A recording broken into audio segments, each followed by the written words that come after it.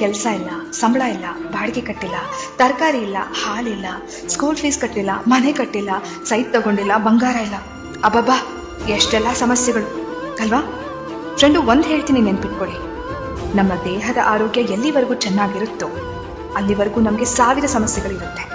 ಯಾವಾಗ ನಮ್ಮ ದೇಹದ ಆರೋಗ್ಯ ಕೆಡುತ್ತೋ ಆಗ ಉಳಿಯೋದು ಒಂದೇ ಸಮಸ್ಯೆ, ಅದು ಆರೋಗ್ಯ ಸಮಸ್ಯೆ. ಎಲ್ಲ ಸಮಸ್ಯೆಗಳನ್ನ ಎದುರಿಸೋಕೆ ಮೊದಲು ನಾವು ಚೆನ್ನಾಗಿರ್ಬೇಕು. ಊಟ ಇಲ್ಲದೆ, ನಿದ್ದೆ ಇಲ್ಲದೆ, ಎಲ್ಲದ್ರ ಬಗ್ಗೆ ಯೋಚನೆ ಮಾಡಿ ಆರೋಗ್ಯ ಕೆಟ್ಟಾಗ ಏನು ಪ್ರಯೋಜನ ಹೇಳಿ? ಇವತ್ತು ನಾವು ಚೆನ್ನಾಗಿದ್ದೀವಾ? ಕೈಕಾಲು ಚೆನ್ನಾಗಿದ್ದು ಹತ್ತೋಕೆ ಇಳಿಯೋಕೆ ಆಗ್ತಿದ್ಯಾ? ಖುಷಿಪಡಿ, ದೇವರಿಗೆ ಕೃತಜ್ಞತೆ ಹೇಳಿ. ಆಮೇಲೆ ನಿಧಾನವಾಗಿ ಕೂತು ಎಲ್ಲ ಸಮಸ್ಯೆ ಎದುರಿಸಿದಿರಂತೆ. ಹೇಗೆ ಬದುಕು ಕಟ್ಕೋಬೇಕು, ದುಡ್ಡು ಹೇಗೆ ಮಾಡಬೇಕು, ಕಾರ್ ಹೇಗೆ ತಗೋಬೇಕು, EMI ಕಟ್ಟಬೇಕಾ, ಆಮೇಲೆ ಯೋಚನೆ ಮಾಡಿ.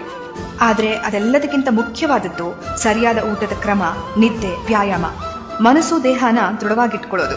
ಯಾಕೆಂದ್ರೆ ಆರೋಗ್ಯ ಸರಿ ಇಲ್ಲ ಅಂದ್ಕೊಳ್ಳಿ, ನಾವು ಇದ್ಯಾವುದ್ರ ಬಗ್ಗೆನೂ ಯೋಚನೆ ಮಾಡೋಕ್ಕೆ ಹೋಗಲ್ಲ ಫ್ರೆಂಡು.